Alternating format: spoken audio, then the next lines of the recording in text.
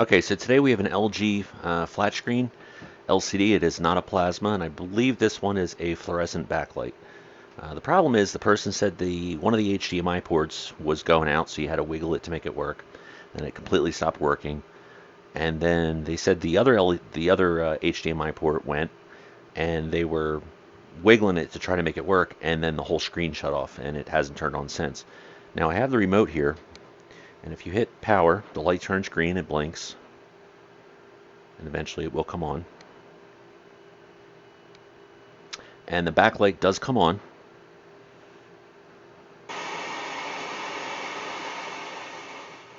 And we get static, so something's working, but we have no picture, as you can see. And I'll show you in a minute. If you flip it around, you'll see the backlight does in fact turn on, so it is not a backlight issue. So let's take it apart and see what the problem is. Alright, so I've taken the back off the TV, and as you can see, the backlight is turning on. And generally, if this is happening, it would be the LVDS connector or something, which has to do with this board here, and that's where there's an output from the main board to this board here, and that's what controls the LCD.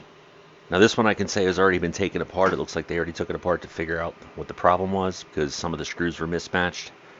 So I'm not sure what they did, but we'll take a look.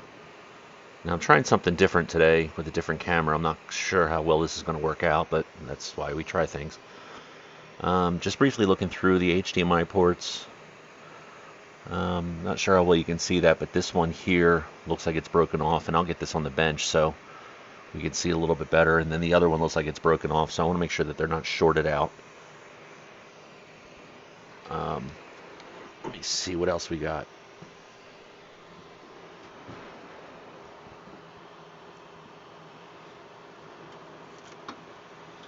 Everything seems to be seated okay.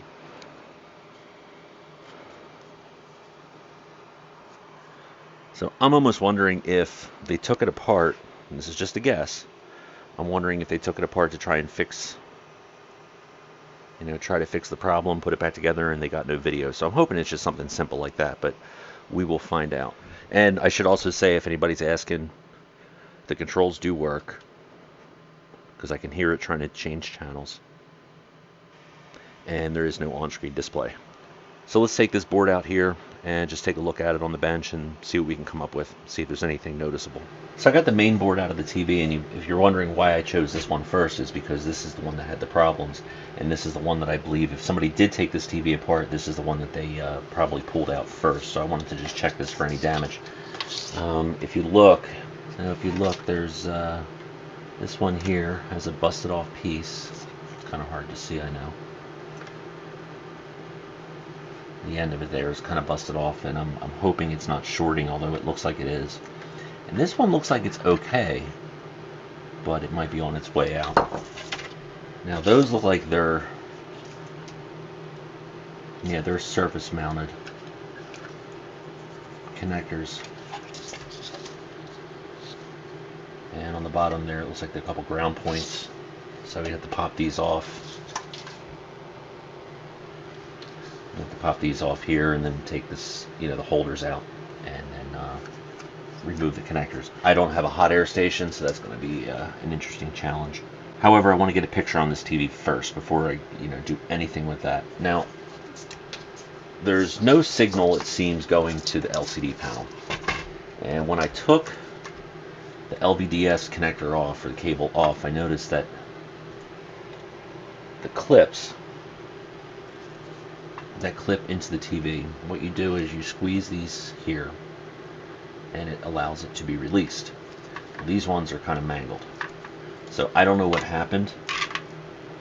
So I'm wondering if one of these pins is not making contact. However, the tape that was holding this in place, this to the actual frame of the TV looked like it was the stock tape, and it was still in place. Now, they look okay at first sight, but that doesn't mean anything. So what I'm going to need to do, if I'm going to reuse this cable, is I'm going to have to tape this down and use a multimeter and check the continuity of each pin and make sure that each pin is actually connected. Now, before I put this board back in, at least temporarily, I want to get these pins separated and make sure they're not shorting against each other, just in case. Oh wow, yeah, there's even one smashed all the way down there. Just in case it's causing something to happen. I doubt that that's the problem, but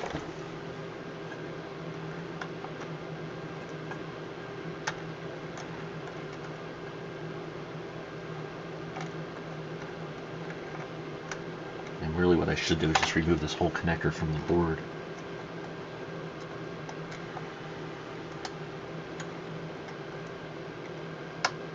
Because this thing's pretty mangled and they're never going to use this connector again anyway until it gets replaced. Wow, there's two pins there shorting against each other.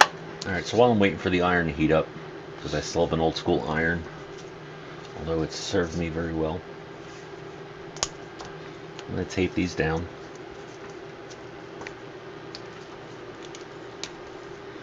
And for those of you wondering or asking, this is not an anti-static mat. This is just poster board. It just makes it easier if I have to scribble something or write something.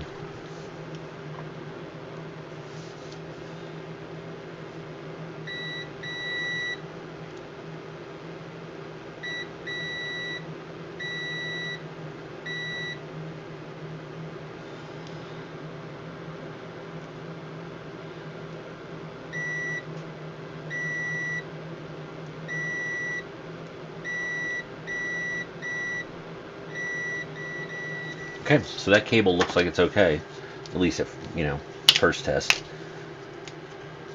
There may be an intermittent problem, but if that's the case, I can wiggle it once I reinstall it. So I'm going to try and take this connector off. Alright, so I got the HDMI port off, and admittedly it mangled some of the paths in the process.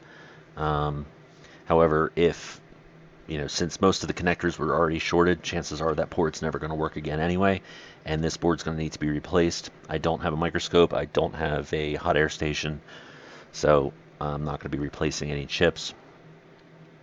But right now we just need to make sure we need to get this TV working and find out where the problem lies. If it's this board or if it's the other board, you know, what the case may be, and then how much it's going to be to fix it. You know, to replace the parts, because I'm not going to do board level repair on this board. Okay, so I got the board back in temporarily, and let's just see before we go any further if that made any difference at all. I got everything plugged in. So we have a backlight, we have static, but we have no image. I did take the front panel off this board here and just screwed it back on, just because I wanted to see if there was any damage or anything that I, you know, immediately noticeable, and also so it's accessible. I checked, it is getting power, but so now what we're going to do is just go back through and check all our voltages from the power supply. And one of the things I noticed when I was setting this up is this capacitor here is a bit swollen, so that's going to have to be replaced regardless, and at that point I'll go through and check out the other ones as well.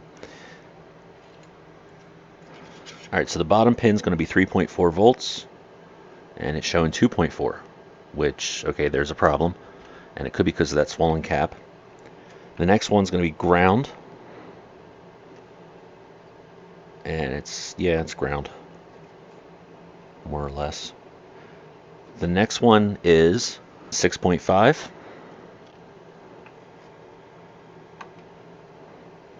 And we get 6.1. So it's a little low. And then we have some standby 5 volts, some dimming 5 volts, things like that. I'm not too concerned with that because that's all working. Let's look at this ribbon here. So we have ground. This should be 12 volts. 12.5, close enough. I'm okay if it's a little over. I'm not okay if it's a little under. So then it should be ground. And this is 3.4. And that is showing 3.4. Okay, so we have something to go on right now. That's not complete, but we are showing low in a couple places. So let's pull the power supply out of here and take a look at that. Alright, so I got the power supply out. And as you can see, what is it? This one cap here is Let's see if I can show you. This one in particular is kind of bulging. Some of the other ones don't look too healthy either, but they're not as bad as that. So this is, we've caught it just at the point where they're just starting to bulge. But this was enough. I just tested this in circuit, and it's not the way you test capacitance, but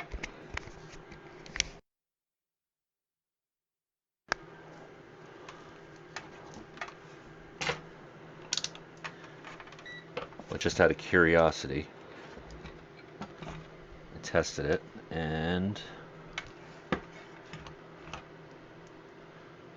where is it at? This one here. And it shows this is a 1500 microfarad cap, and it's shown with 435 microfarad. Now that's in circuit, so there's some resistance and other things that could be affecting it, but you know, that just shows that it's lost a lot. Now here's the other problem. First time in my life, can't find a suitable cap. I even keep old power supplies around so that I can rob parts from. Closest thing I could find is a 1000 microfarad 35 volt. Now when you replace caps, you could always go up in voltage. You match the voltage, or you know, use a higher voltage cap. You never use a lower because it'll explode, or it'll die very quickly. And you always want to match the microfarads. Now, this obviously is not a 1500 microfarad cap, and this thing's pretty old. But I'm going to put this in because measuring this one yields, I believe it was like 950, so it's pretty close to what it's rated at.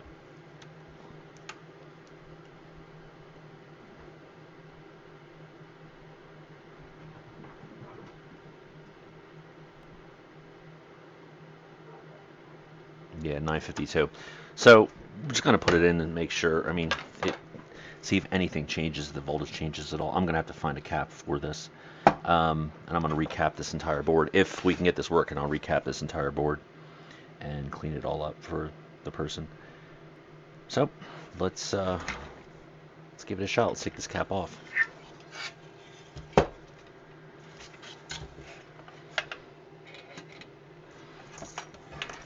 And because I don't feel like messing around, I'm going to use the destroyer.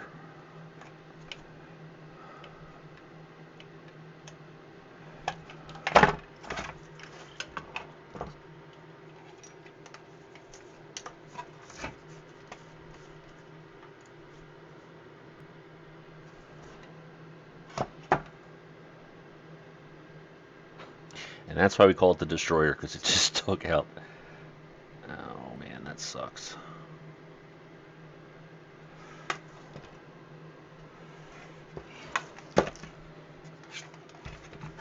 Oh well, make it work.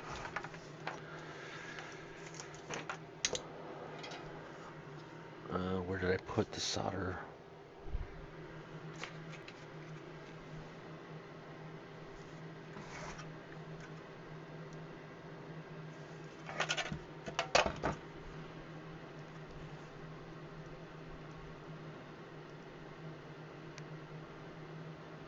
Yeah, this isn't even strong enough. I have to use this one.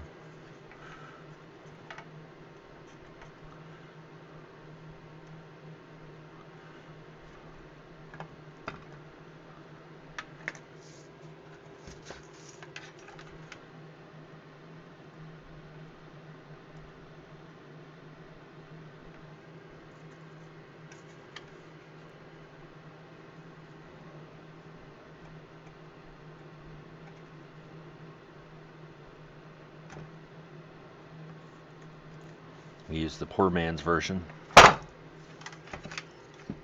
Yep. And there you go. Not something I recommend, but it works.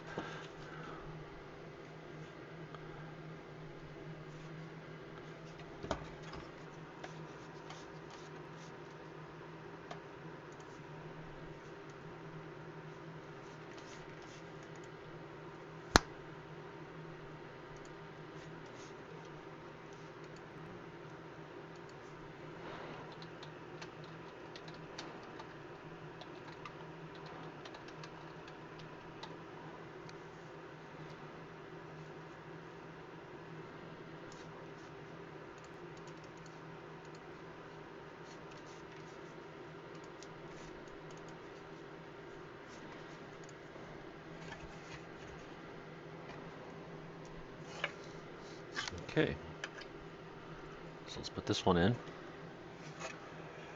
And again, this is not a permanent thing. This is just to see if it makes any difference at all.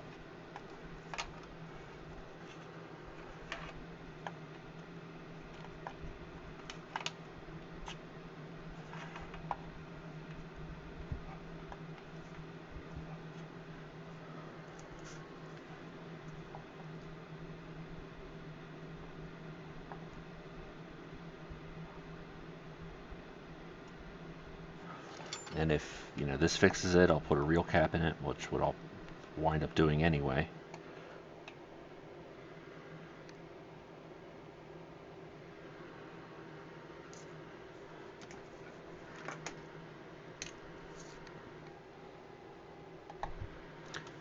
And then as far as the other board, if they can get it, if this works and they can get along with just one HDMI port, great. If not, we'll order a board for it. So let's go put it back in the TV and see if that made any change. And something I did not mention previously is, make sure you always, and I did do this, but I didn't mention it. Make sure you always discharge the caps before you work on it. Take it out, hold it by the heat sinks or whatever you got to do, because the caps hold a charge, especially these super large ones, and they won't so much shock you as burn a hole in your hand. So you want to make sure you discharge those. And where's the other one? Here it is.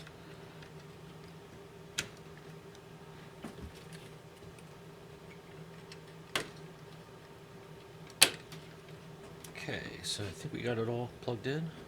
Alright, so it's powering up. Do we have picture? We do not have picture. Press menu. We got nothing. Alright, so we said it was this one here. So the bottom was supposed to be 3.4 and it's 2.4.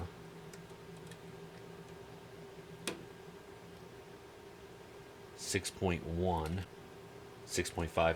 So this is still putting out lower than it's supposed to. So we're still looking at problems with the power supply, it looks like.